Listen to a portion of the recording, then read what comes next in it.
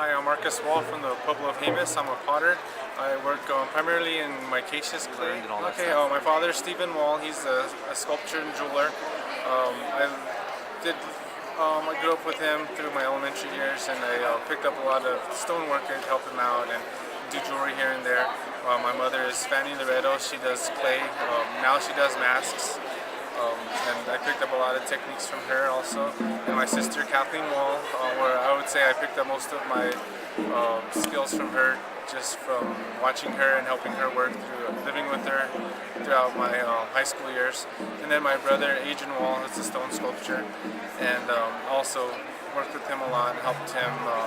And he also showed me quite a few techniques in stone. So as I grew older, like I said, I wanted to kind of make my own path, so that's why I chose the pottery instead of trying to do too many figurines and getting into the stone carving. So I just tried to carve my own little niche in our family tradition of art. How long have you been doing pottery? Off and on, pretty much since I was about 6, but in the last year and a half, I'd say I've been doing it a little more consistently.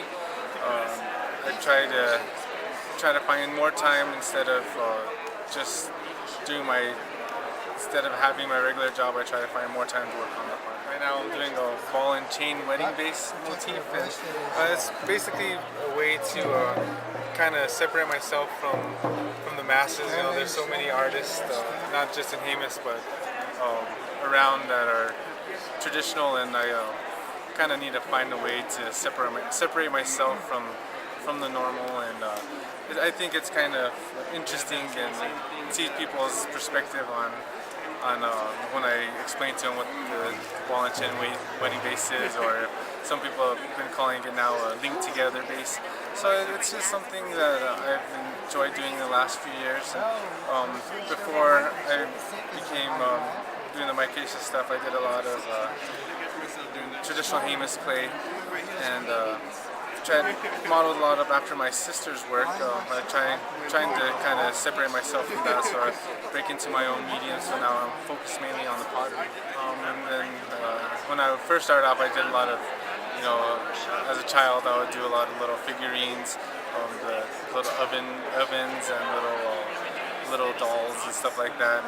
And then I started getting into the figurines, and then my sister introduced me to the micaceous clay, and kind of way to separate myself from, since everybody in my family are artists, kind of pick a different medium. And so as I broke into the micaceous clay, I really liked the way that it felt, and it was a really strong clay, felt kind of masculine, so I did a lot of water jugs, so a lot of water-based vessels. And now I'm kind of leaning more towards the wedding bases and corn maidens. So the corn maidens are more recent.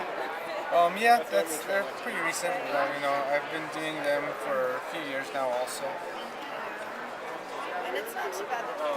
I kind of want to focus on trying to get the wedding bases out a little bit, so I can kind of follow that path for a while.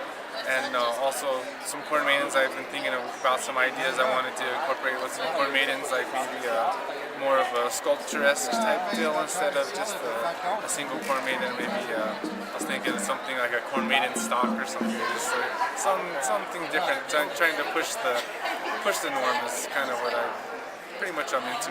None of my stuff is really, I would say, mainstream, so it's kind of trying to find a market for it right now, I guess.